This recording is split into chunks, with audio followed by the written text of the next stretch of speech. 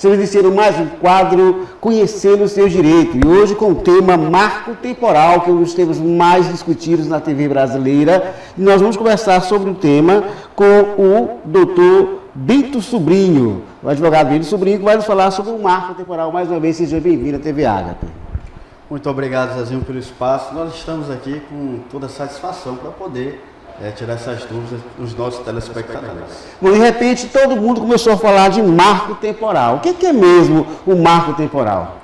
Sim, é um tema que, na verdade, eu até me sinto à vontade de comentar, de conversar, de discutir, até por ter buscando propriedade nesse tema, que é um tema que também faz parte dos meus estudos para a minha dissertação no futuro do mestrado, né? Então nós trabalhamos em cima também desta temática, demarcação de terras indígenas. Sim. E o marco temporal, que está em voga, que está em evidência agora nos telejornais, na imprensa do modo geral, e nós observamos aí manifestações dos povos indígenas em todo o Brasil, e essa manifestação, ela está por conta, ou contrário, na verdade, a esse marco temporal, que nada mais é do que uma tese defendida pela bancada ruralista, né, que tem grande parcela de deputados e senadores e políticos em sua formação, em que eles são contrários a esse modelo de demarcação de terra atual, de terras indígenas. Ou seja, com o marco temporal, eles preferem que essa competência do Poder Executivo passe para o Congresso Nacional, que é um local onde eles dominam, onde eles reinam, na verdade, de certa forma. Então, esse marco temporal nada mais é do que uma tese já defendida e sustentada pela bancada ruralista para que as terras e demarcações de povos indígenas eles possam passar agora por lei, ou seja, que seja uma atribuição do Congresso Nacional. Ok, mas quais são os argumentos jurídicos a favor e contra o marco temporal?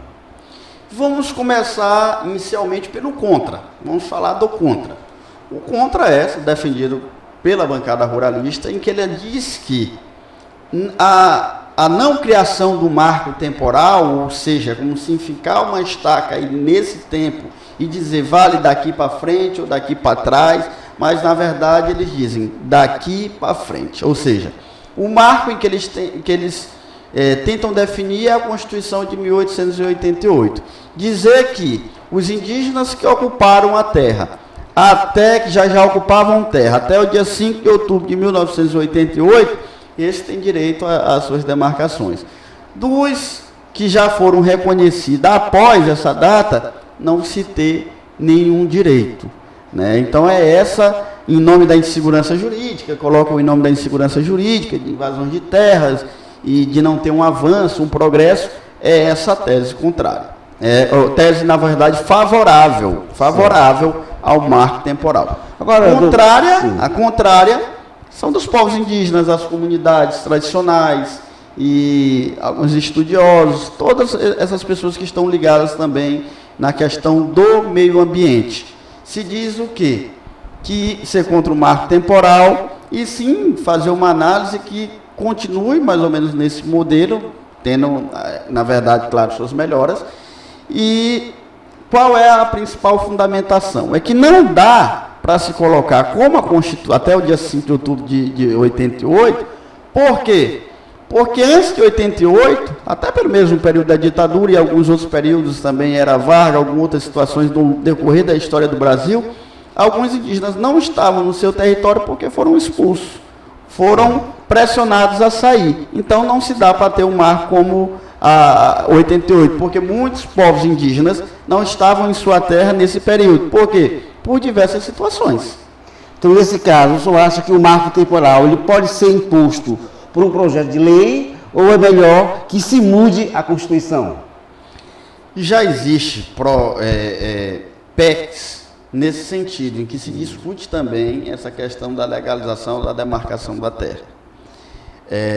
Mas existem diversos projetos de leis que tentam de alguma forma enfraquecer e tentam trazer à baila o marco temporal. Entendeu? Você percebe que a tentativa da criação de leis é para que possa enfraquecer o modelo de demarcação de terra e cada vez mais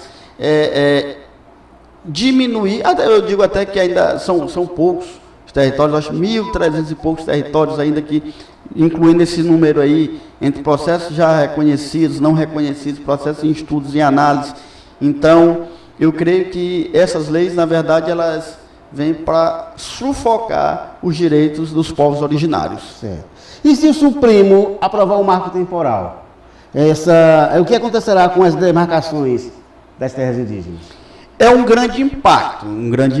Por quê? Porque certamente dará força para que esses projetos de leis, até mesmo um projeto da emenda à Constituição, ele possa vir e aí sufocar esses direitos dos povos originários, que foi garantido pela própria Constituição em 1988, salvo engano, pelo artigo 231, em que ele reconhece os direitos dos povos originários como uma preocupação na Carta da Constituição Cidadã. Agora, doutor, e se o Supremo derrubar a tese do marco temporal e o Congresso, em seguida, insistir em mudar a Constituição para impor essa regra, o que poderá acontecer? Eu vejo o seguinte, nós temos que ter em mente que são poderes independentes e harmônicos entre si. Tem a força do legislativo, que cabe a ele legislar a criação de leis. Mas nós não podemos esquecer que o Supremo Tribunal Federal, ele tinha o poder de resguardar a Constituição. Então, isso pode ser futuramente, que se porventura passar essas leis, sejam feitas ações ou petições ao Supremo Tribunal Federal para arguir, na verdade, a inconstitucionalidade da lei. Tá, entendeu? Certo. O Supremo depois ele pode dizer se ela vai ser constitucional ou não.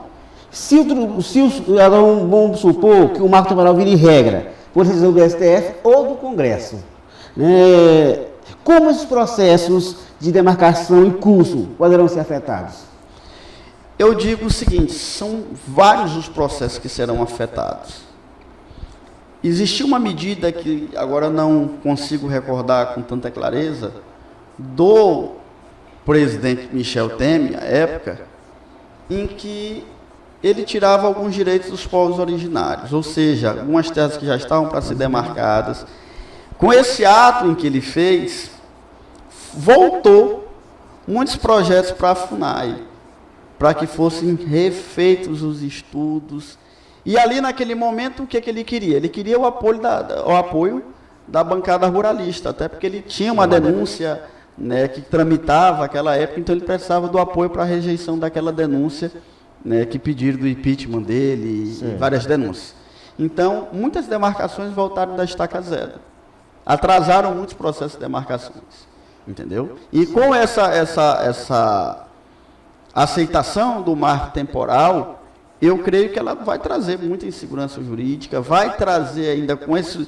Já existem várias invasões de TIs, de terras indígenas, e eu creio que vai dar uma abertura, vai dar mais fôlego ainda para essas pessoas que querem sufocar esse direito dos povos originários. Agora, doutor Bento, eu queria que você explicasse para a gente por que os deputados da bancada ruralista eles querem tanto essa lei sobre o marco temporal antes do Supremo julgar esse tema. Por que eles tentam avançar? Eles temem que possam ter uma derrota dentro do Supremo Tribunal Federal. Mas essa bancada ruralista, essa questão de terras, essas questões de sufocar esse direito dos povos originários, ela teve uma evidência com o governo anterior do presidente Jair Messias Bolsonaro.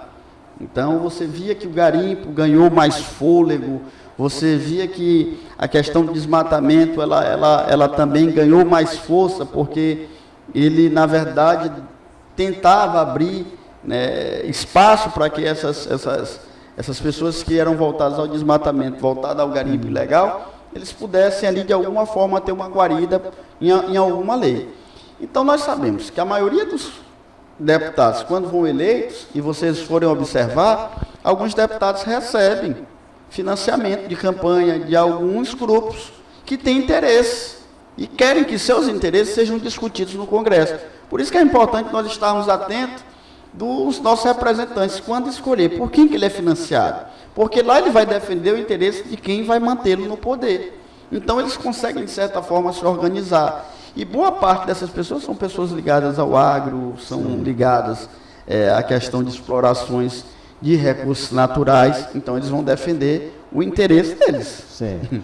Agora, o senhor falou em Michel Temer, eu lembro que em 2009, né, houve aquele caso da Raposa Serra do Sol, né, uma reserva. Por que os políticos dizem que o julgamento sobre a Raposa Serra do Sol, em 2009, já tinha admitido o marco temporal como regra geral?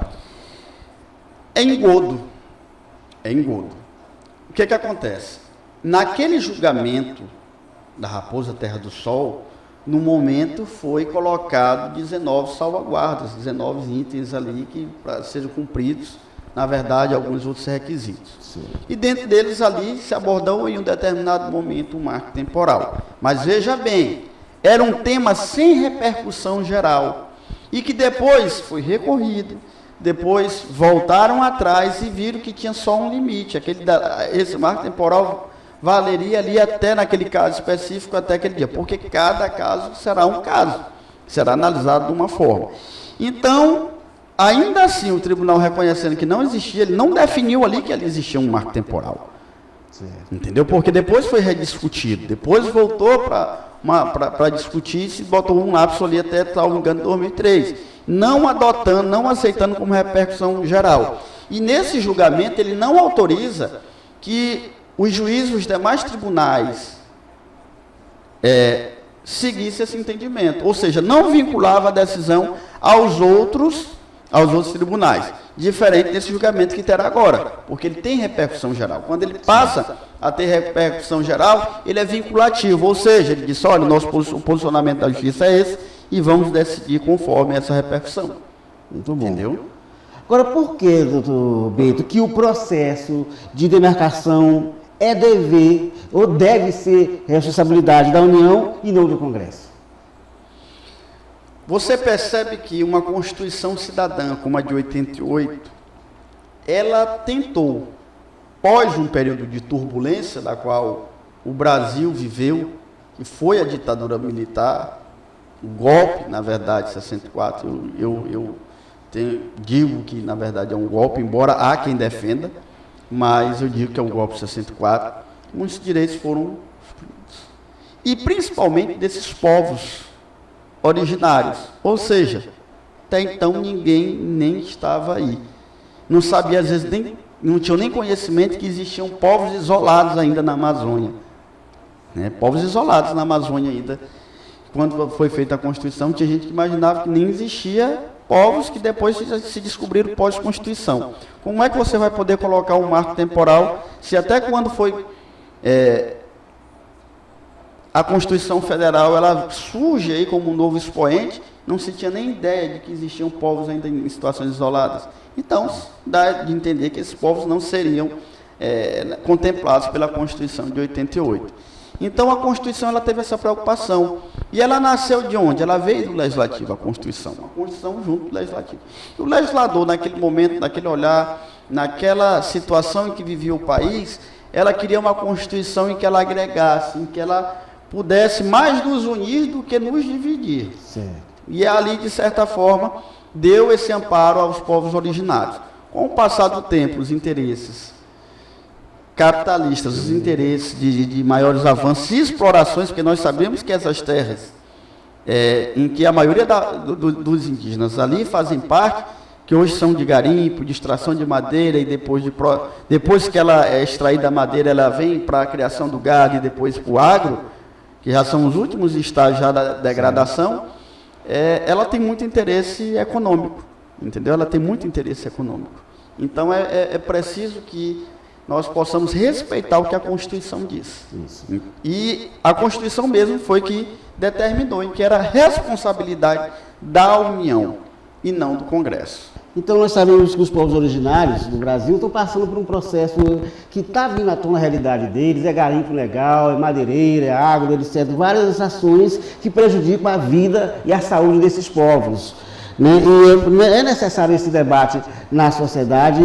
Eu acho que a criação do Ministério dos Povos Originários foi um avanço, né? Espero que seja uma política de Estado e não de governo, que continue em outras gestões esse Ministério. A gente queria agradecer a sua entrevista, né? Deixar à vontade para você fazer seus comentários finais no nosso bate-papo. Agradeço mais uma vez o espaço, fiquei até feliz quando você me anunciou esse tema, porque é um tema que hoje, pela manhã, mais cedo, nós estávamos discutindo no grupo. Existe um grupo também aqui no Maranhão, de núcleo de estudos de pesquisa, né, dos povos, de estudos e povos indígenas, e que já está devidamente registrado, que é o NEP, né, com o nosso orientador, o professor Maicon, que é antropólogo, uma pessoa que tem profundos estudos nessas temáticas, e outros colegas, aí, doutores,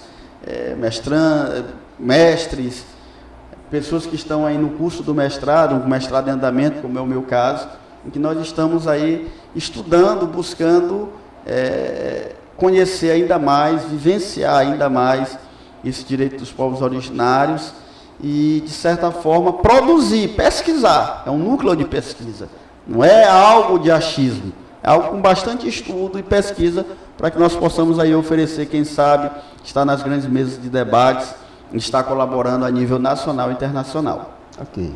Então, nós conversamos com o Tobílio Sobrinho sobre o marco temporal, uma política que pode definir o futuro dos povos originários do Brasil. É a TV Agro, o programa Repórter Agro, um jeito novo de fazer jornalismo para transformar a sociedade.